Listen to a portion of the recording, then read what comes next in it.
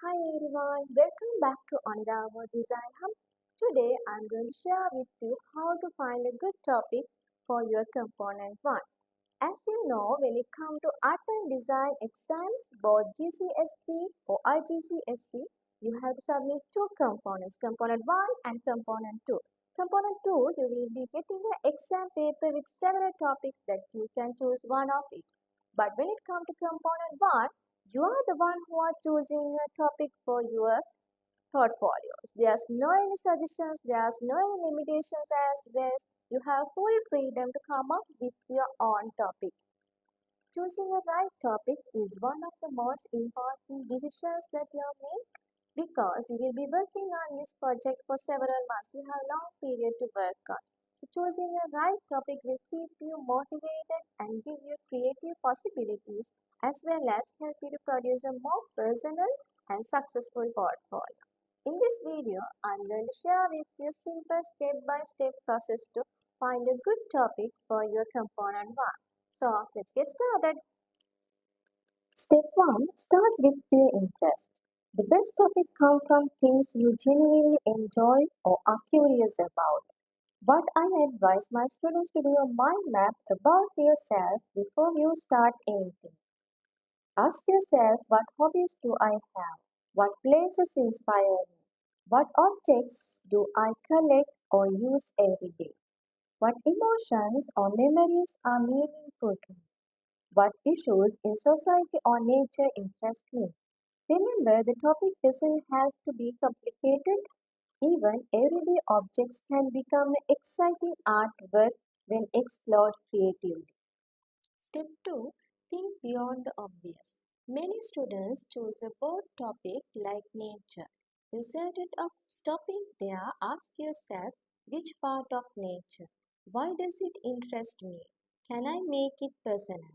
For example, instead of simply choosing flowers, you might explore tropical flowers in your local environment, flowers as symbols of celebration, close-up botanical studies, something like that. The more personal your approach, the stronger your project becomes. Step 3. Make sure there's plenty to explore. A good component 1 topic should allow you to investigate many different ideas. Ask yourself, can I take my own photograph? Can I observe real objects? Can I experiment with different media with this topic? Can I research relevant artists according to this topic? Can I create several final artwork pieces?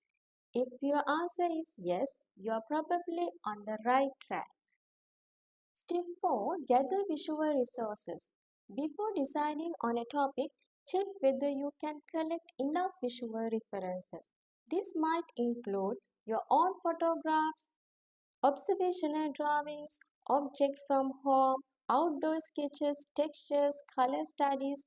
Remember, examiners value original observational much more than copying images from the internet. Step 5. Think about artist research. Choose a topic that connects with artists whose work inspire you. For example, if your topic is architecture, you could study artists who explore buildings, perspectives, or city landscapes. If your topic is portraits, look for artists who use expressive faces or unusual compositions. The goal isn't to copy their work, it's to learn from their techniques, ideas, colors, and compositions. Step 6. Experiment with different media. Your topic should let you explore a variety of materials. You could experiment with pencil, ink, watercolor, acrylic paint, mixed media, printmaking, collage, digital artwork. Examiners like to see experimentations and creative development. Step 7. Ask yourself these 5 questions. Before finalizing a topic, ask yourself, am I genuinely interested in this?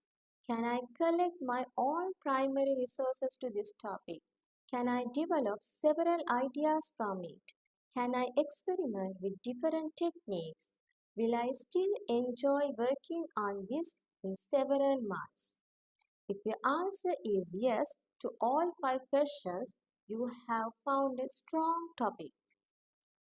I hope this video helps you choose a topic with confidence. If you would like to see more videos about art and design, including sketchbook ideas, artist analysis, composition tips, portfolio guidance, don't forget to like this video, subscribe to the channel, and turn on notifications so you won't miss any future uploads. Thank you for watching.